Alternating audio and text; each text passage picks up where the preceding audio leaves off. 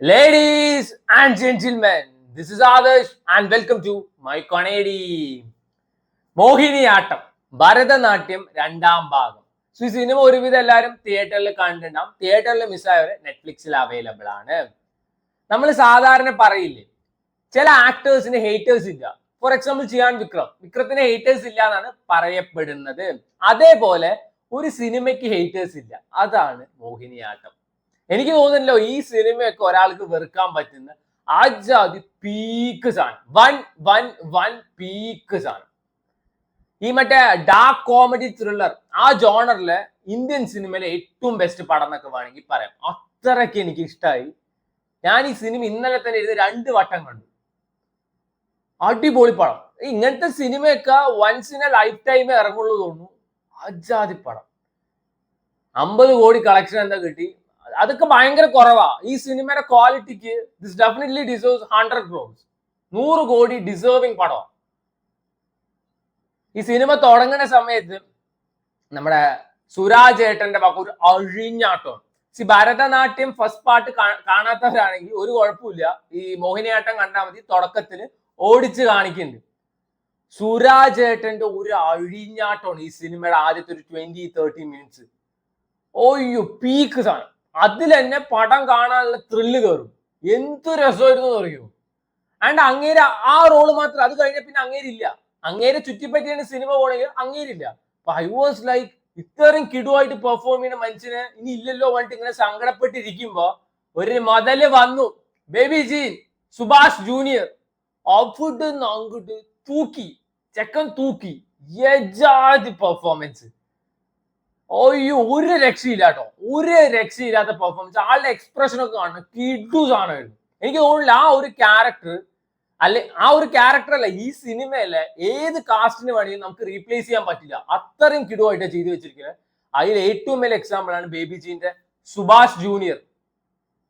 വേറെ ആര് ചെയ്തിട്ടുണ്ടെങ്കിലും കൊളായി ഉണ്ടാവും. നമുക്ക് സ്വപ്നത്തിൽ പോലും വിചാരിക്കാൻ പറ്റില്ല അത് വേറെ ആൾക്ക് ചെയ്യാൻ പറ്റും. അജാതി പെർഫെക്ഷൻ. എനിക്ക് തോന്നുന്നു ഈ സിനിമയില് സുഭാഷ് ജൂനിയർ ഒന്ന് ഒതുങ്ങിയത് നമ്മുടെ OG സുഭാഷ് വരുമ്പോഴാണ്. OG സുഭാഷ് വേറെ ലെവല് മോനെ.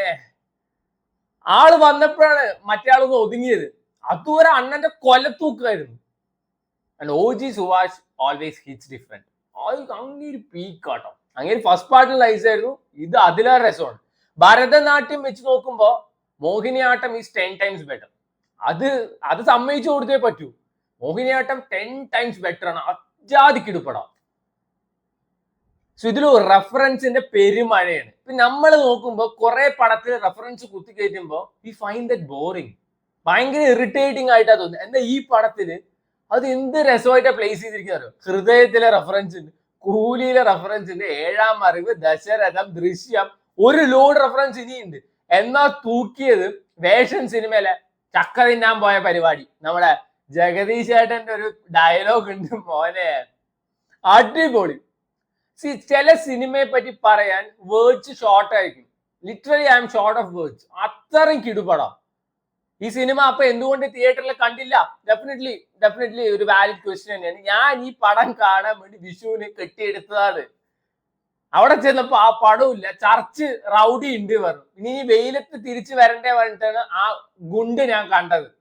വിഷുവിന് പടക്കം ഞാൻ വീട്ടിൽ പൊട്ടിച്ചിട്ടുണ്ടായില്ല, തിയേറ്ററിൽ നല്ല വൃത്തിക്ക് പൊട്ടിയിട്ടുണ്ടായിരുന്നു.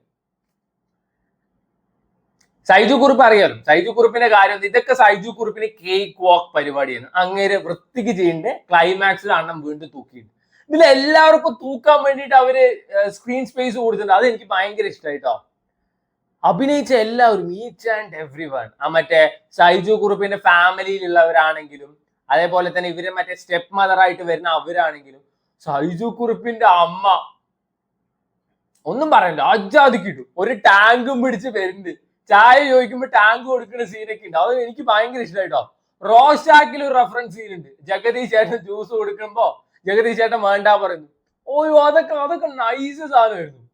ആൻഡ് ടുവേർഡ്സ് ലാസ്റ്റ് നമ്മളെ വിനയ് ഫോർട്ട് വരുന്നുണ്ട്. വിനയ് ഫോർട്ട് യൂഷ്വലി ചില പടത്തിലൊക്കെ കൊമാളിത്തര കാണിക്കുക. എന്ന് ഇതിൽ എന്ത് രസമായിരുന്നു അറിയോ. അടിപൊളിയായിരുന്നു. അതേപോലെ സുരാജ് ചേട്ടന്റെ വൈഫായിട്ട് അഭിനയിച്ചിരിക്കുന്ന നമ്മുടെ ബിഗ് ബോസിൽ ഉണ്ടായിരുന്ന ശ്രീരേഖ, ആ ചേച്ചിയാണ്. Nice, very nice. നല്ല ക്യാരക്ടർ ആയിരുന്നു. നന്നായിട്ട് തന്നെ ആൾ പെർഫോം ചെയ്തിട്ടുണ്ട്. പിന്നെ പോലെ ആ ട്വിൻസ് പിള്ളേര് മറ്റേ സുരാജ് ഏട്ടൻ ഒരു ദിവസം രാവിലെ ഇവര് വീട്ടിലേക്ക് കയറി വരുന്ന ഒരു സീനൊക്കെ ഉണ്ട്. ആ സമയത്ത് ഒരു പെങ്കൊച്ചൊരു ഡ്രസ്സ് തുന്നാൻ വരുന്ന പരിപാടിയൊക്കെ ഉണ്ട്. അയ്യോ അതൊക്കെ കിട്ടു സാധനമായിരുന്നു കേട്ടോ. ചിരിച്ചിരിച്ച് വീണു. അത്രയും ഞാൻ ചിരിച്ചിട്ടുണ്ട്. എനിക്ക് ഭയങ്കര ഇഷ്ടമായ സിനിമയാണ്. ഇതിന്റെ ഡെഫിനറ്റ്ലി തേർഡ് പാർട്ട് ഉണ്ടെങ്കിൽ ഇറക്കണം, എന്തായാലും ഇറക്കണം. ഈ വാഴ 2ന്റെ ഒപ്പം ഇത് ക്ലാഷ് റിലീസ് വന്നോണ്ടാണോ ഈ സിനിമയ്ക്ക് കളക്ഷൻ കമ്മി ചെയ്ത്. This movie definitely deserves better. അത്രയും ക്വാളിറ്റി സാധനമാണ്. ഈ യൂഷ്വലി കാണുന്ന പോലെ കോമഡി പറഞ്ഞിട്ട് കുറെ വെള്ളമടി, കുറെ പെണ്ണ് പിടി, കുറെ കഞ്ചാവ് വലി, ഡ്രഗ്സ്, അതല്ല. ഇതൊരു വീട്ടിൽ നടക്കുന്ന പരിപാടി ആൻഡ് നമുക്ക് റിലേറ്റ് ചെയ്യാൻ പറ്റും. നമുക്ക് ഇവര് നമ്മുടെ ഫാമിലിയാണ് തോന്നുന്നു. അത്രയും കിടുവായിട്ട് അവർ പെർഫോം ചെയ്യിക്കുക. ആക്ച്വലി അവരെ ക്യാരക്ടേഴ്സ് ആയിട്ട് ജീവിക്കുകയാണ്. അതിന് ഡയറക്ടർ ബില്യൻസ് ആയിട്ട് കുറെ സീനുണ്ട്. ഇതിലൊരു അമ്പലമുണ്ട്, അവിടുത്തെ തലയിൽ തേങ്ങ ഉടക്കണ എന്തോ ആചാരമൊക്കെ ഉണ്ട്. ഇനി അതുകൊണ്ടാണോ അത് കർമ്മ ഈസ് എ ബൂമറാങ് ആ രീതിയിലാണോ സായികുമാർ ഫസ്റ്റ് പാർട്ടിൽ തേങ്ങാക്കൊല തലയിൽ വീണ് തട്ടിപ്പോയത്? ഞാൻ പെട്ടെന്ന് ആലോചിച്ചപ്പോ എനിക്ക് അങ്ങനെ തോന്നിയത്.